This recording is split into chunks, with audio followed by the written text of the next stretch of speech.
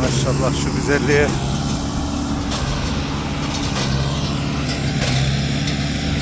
Evet. İpler gömülü gözükmüyor.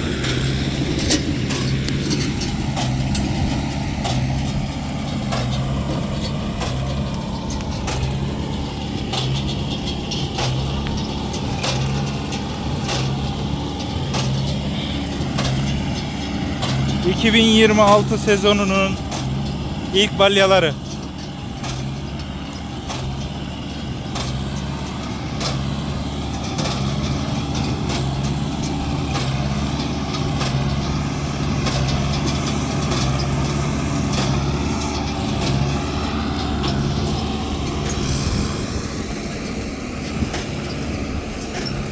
Evet, sapların büyüklüğünü görüyorsunuz.